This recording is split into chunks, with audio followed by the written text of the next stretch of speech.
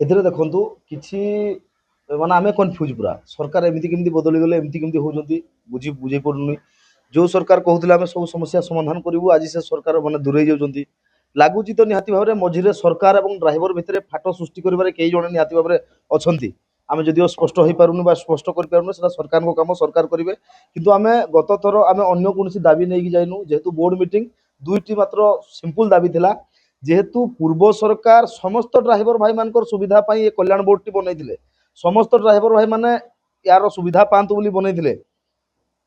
ସେଥିରେ କେବଳ ଡ୍ରାଇଭର ବି ନୁହନ୍ତି ହେଲ୍ପର କଣ୍ଡକ୍ଟର ପରିବହନ ମାନେ ଯୋଉ ଶ୍ରମିକ ତା ସହିତ ଡଙ୍ଗା ଚାଳକ ଡଙ୍ଗା ଯିଏ ଚଲାଉଛି ତାଙ୍କୁ ମଧ୍ୟ ସେଥିରେ ସାମିଲ କରାଯାଇଛି। ମାନେ ଏମାନେ ସମସ୍ତେ ଯାହାର ଅସୁବିଧା ହବ ବା ଯିଏ ଦେହାନ୍ତ ହବ ତାଙ୍କୁ ସହଯୋଗ ମିଳିବ ବୋଲିକି।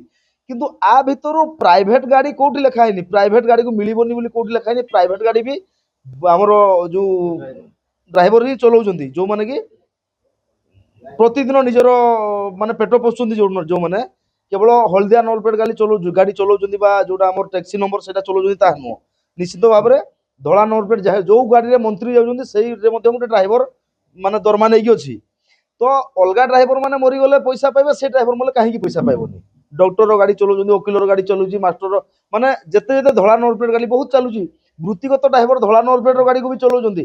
ତ ସରକାର ନିହାତି ଭାବରେ କାଲି ମାନେ ତାକୁ ଗୁରୁତ୍ୱ ଦେଇନାହାନ୍ତି। ଆମେ ଯେତେବେଳେ ତାକୁ ଆଉ ଟିକେ ଗୁରୁତ୍ୱ ଦେବା ପାଇଁ ବା ବାର ବାର ସେ ଜିନିଷ ରିପିଟ କଲୁ ଆମକୁ ନାଲି ଆଖି ମଧ୍ୟ ଦେଖେଇଛନ୍ତି। ତମେ ଏତେ ଯଦି ଡିସ୍କସ କରିବ ଏତେ ଯଦି କମ୍ପ୍ଲେନ କରିବ ତମ ବୋର୍ଡକୁ ଲେବରକୁ ପଠେଇଦେବୁ ଆମେ।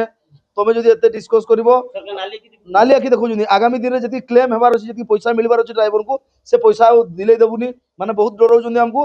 କିନ୍ତୁ ନିହାତି ଭାବରେ ଆମେ ମାନ୍ୟବର ମୁଖ୍ୟମନ୍ତ୍ରୀଙ୍କୁ ପର୍ଯ୍ୟନ୍ତ ଏ କଥା ପହଞ୍ଚାଇବା ପାଇଁ ଚାହୁଁଛୁ ଯେ ଆପଣଙ୍କର ଯୋଉ ଭାବମୂର୍ତ୍ତି ଆପଣଙ୍କର ଯୋଉ ସ୍ୱଚ୍ଛ ହେଇକି ଅଛି ତାକୁ ବଦନାମ କରିବା ପାଇଁ ଡ୍ରାଇଭର ଆଉ ସରକାରଙ୍କ ଭିତରେ ବିଶୃଙ୍ଖଳା ସୃଷ୍ଟି କରିବା ପାଇଁ ନିହାତି ଭାବରେ ଷଡ଼ଯନ୍ତ୍ର ହଉଛି। ଆଉ ଯୋଉମାନେ ଏଥିରେ ଇନଭଲଭ ଅଛନ୍ତି ଯେମିତିକି ଆମର ମାନେ ପରିବହନ କମିଶନର ପରିବହନ ମନ୍ତ୍ରୀ ନିହାତି ଭାବରେ ଏସବୁ ଜିନିଷକୁ ଦେଖୁଛନ୍ତି ନା ମାନେ ଆକୁ ଗୋଡେଇ ଦଉଛନ୍ତି। ଅରିଜିନାଲ ଜିନିଷଟାକୁ ସାଇଡ କରିଦଉଛନ୍ତି। ଯୋଉ ଜିନିଷ ଆବଶ୍ୟକ ନାହିଁ ତାକୁ ଆଣିକି ଥୋଇ ଦଉଛନ୍ତି। ମୋଟାମୋଟି ହିସାବରେ ଆମର ସମସ୍ୟାକୁ ସମାଧାନ କଲେ ନାହିଁ ସରକାର। ଏବଂ ଯେତେବେଳେ ଆମେ ଅଧିକ ଟିକେ ଫୋର୍ସ କରିବା ପାଇଁ ଚେଷ୍ଟା କଲୁ ଆମକୁ ସେମାନେ ଡରାଇବା ପାଇଁ ଚେଷ୍ଟା କଲେ। ତେଣୁକରି ତାଙ୍କ ସାମ୍ନାରେ ଆମେ କିଛି ନୁହଁ। ଯେହେତୁ ସରକାର ତାଙ୍କର ସବୁ କିଛି ତାଙ୍କର ସେମାନେ ଯାହା ଚାହିଁଲେ ତାହା କରିବେ। ଆମର ପିଲାଙ୍କୁ ଆଉ ଆଗକୁ ପଇସା ଦେବୁନି କହିଛନ୍ତି ସେଟା ବି ନ ଦେବୁ କହିଲେ ନ ଦେଇ ପାରନ୍ତି। କିନ୍ତୁ ଲଢେଇ ଆମେ ଛାଡିବୁନି। ଆମେ ସେଥିପାଇଁ ମାନ୍ୟବର ମୁଖ୍ୟମନ୍ତ୍ରୀଙ୍କୁ ଅନୁରୋଧ କରୁଛୁ 10 ଦିନ ମଧ୍ୟରେ ୟାର ସମାଧାନ କରନ୍ତୁ। ପ୍ରାଇଭେଟ ଗାଡି ଭାଇମାନେ କେମିତି ଟଙ୍କା ପାଇବେ ଏବଂ ତା ସହିତ ଅଟୋ ଡ୍ରାଇଭର ଭାଇମାନେ ଲେବର ନା ଡ୍ରାଇଭର ତାହା ସରକାର ସ୍ପଷ୍ଟ କରନ୍ତୁ। ଆମକୁ ସରକାର କହିଲେ ଯେ ପ୍ରାଇଭେଟ ଗାଡି ଚାଳନା କରୁଥିବା ଡ୍ରାଇଭର ସଂଖ୍ୟା କେତେ ଆମେ ଗଣନା କରିନୁ ସେଟା ସବୁ ଗଣନା ଫଣନା କଲେ ଯାଇକି ହିଁ କହି ହବ।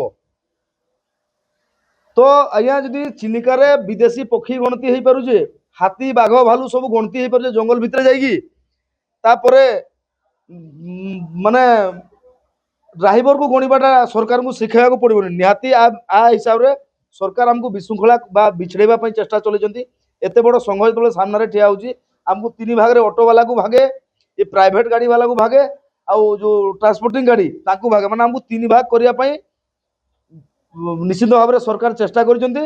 ଆଉ ନିହାତି ଆମେ ଅନୁରୋଧ କରୁଛୁ ଆଉ କହି ମଧ୍ୟ ଦଉଛୁ ଆମକୁ ଭାଙ୍ଗିବାକୁ ଚେଷ୍ଟା କରନ୍ତୁ ନାହିଁ। ଆମକୁ ଭାଙ୍ଗିଲେ ଆମେ ଆପଣମାନଙ୍କୁ ଭାଙ୍ଗିଦେବୁ ବି ଦରକାର। ଆମେ ଗତକାଲି ଗୋଟେ ୱେଲଫେୟାର ବୋର୍ଡର ମିଟିଂ ଥିଲା 2023 ମସିହାରେ ସେ ବୋର୍ଡଟି ହେଇଥିଲା। ଆଉ ପୂର୍ବ ସରକାର ସମୟରେ ଯାହା ବି ଦାବି ଆମର ପୂରଣ ହେଇଥିଲା ୱେଲଫେୟାର ବୋର୍ଡ ହେଇଥିଲା 63 କୋଟି ଟଙ୍କା ଦେଇଥିଲେ। କିନ୍ତୁ ସେତେବେଳେ ସରକାରର ପଇସା ସବୁ ଜିନିଷ ଭଲ ଭଲ ଗୋଟେ ବୋର୍ଡ ତିଆରି ହେଇଥିଲା କିନ୍ତୁ ବର୍ତ୍ତମାନ ସେଟା ପରିଚାଳନା କରିପାରୁନାହାନ୍ତି ସରକାର ଦୁଃଖର ବିଷୟ। ତ କାଲି ଯୋଉ ମିଟିଂ ହେଲା କାଲି ମିଟିଂରେ ଆମେ ବିଲକୁଲ ସନ୍ତୁଷ୍ଟ ନୁହଁ। ଯାହା ବି ଆମର ଯୋଉ ମୁଖ୍ୟ ଡିମାଣ୍ଡ ଥିଲା ଯେ ଅଟୋ ଚାଳକକୁ ଲେବର ବୋର୍ଡରୁ ଆଣି ଆମ ୱେଲଫେୟାର ବୋର୍ଡରେ ସାମିଲ କରାଯାଉ ପ୍ରଥମ ଆମର ଡିମାଣ୍ଡ ଥିଲା। କିନ୍ତୁ ସେଟାକୁ ସେ ଖଣ୍ଡନ କଲେ ସେଟା ଗ୍ରହଣ କଲେନି। ଆଉ ଗୋଟେ ଦାବି ଥିଲା ଆମର ଆମର ପ୍ରାଇଭେଟ ମେନଲି ଆଉ ଗୋଟେ ପ୍ରାଇଭେଟ ଗାଡି ଯୋଉ ଧର ଗୋଟେ ମନ୍ତ୍ରୀ ଘରେ ଯେ ଗାଡି ଚଲାଉଛି କି ଡକ୍ଟର ଘରେ ଗାଡି ଚଲାଉଛି ସେମାନଙ୍କୁ ବୋର୍ଡରେ ମାନେ ଯୋଉ ଫେସିଲିଟିଟା ମିଳିବା ଦରକାର ସେଟା ବି ସେ ଖଣ୍ଡନ କଲେ। ଆଉ ଗୋଟେ ଜିନିଷ କହିବା ପାଇଁ ଚାହୁଁଛି ଅଟୋ ଡ୍ରାଇଭର କିଏ ଅଟୋ ଡ୍ରାଇଭରର ଆପଣ ଯଦି ଦେଖିବେ 70% ସବୁ ଗ୍ରାଜୁଏସନ ବିଏ ବିଡି କରିକି ଅଟୋ ଚଲାଉଛି ଯୋଉଟା ବେକାରୀ ସମସ୍ୟା କିଛି ଚାକିରି ପାଉନାହାନ୍ତି କିଛି ନାହିଁ। ଶେଷରେ ସେମାନେ ଆସିକିରି ଗାଡି ଚଲାଉଛି ଯେହେତୁ ଆଉ କିଛି ଇନକମ ନାହିଁ କଣ କରିବେ ସେମାନେ ବାଧ୍ୟ ହୋଇକି ନିଜେ ଅଟୋ ଗୋଟେ କିଣି ଗାଡି ଚଲାଉଛି। କିନ୍ତୁ ସରକାର ତାକୁ ଲେବର ବନେଇ ଦଉଛି ମାନେ ସିଏ ଏମିତି ତ ପାଠ ପଢିକି ଚାକିରି ଦେଲନି ଚାକିରି ପାଇଲେନି ସେ ଗୋଟେ ଯଦି ଅଟୋ କରି ନିଜେ ଗୋଟେ ବିଜନେସ ଷ୍ଟାର୍ଟ କଲେ ସେ ଡ୍ରାଇଭର ନା ତାକୁ ଲେବର କରିଦଉଛି ପୁରା। ଏଇଟା ଦୁଃଖର ବିଷୟ। ଆମର ପ୍ରଥମ ବର୍ତ୍ତମାନ ମୁଖ୍ୟ ଦାବି ହେଲା ଅଟୋ को आनिक आम वेलफेयर बोर्ड सामिल कराऊ। सेकेंड कथा है आम प्राइवेट जो गाड़ी चलाऊती जो मैंने ड्यूटी कर परिवार चलाऊती से आमर जो फैसिलिटी से मिलवा दरकार। नेक्स्ट पदक्षेप आज आम गणी गणी 10 दिन बर्तमान आम सरकार को समय देवु। माननीय मुख्यमंत्री की आम गणमाध्यम द्वारा जनवाई चाहूँ से डाकिक आमको आलोचना कर समाधान करूँ। आम एटा रिक्वेस्ट करूँ सरकार को जदि समाधान न कले ओडिशा ड्राइवर महासंघ एकता महामंच निश्चय कुछ गोटे बड़ पदक्षेप नब जो कि जनसाधारण असुविधा हेबे। आम प्रथम क्षमा मागू जनसाधारण को आपण मैंने भी एवरू सरकार को चेतई दिंतु। आम क्षमा प्रार्थना करूँ जे आम आम हक पर किसी लड़बू कि करूँ से आपको सहयोग करेंगे। आम निश्चय किसी बड़ पदक्षेप न जो कि सरकार जहाँ भी जनसाधारण असुविधा पड़े से सरकार दायी रहे आमर किसी रही।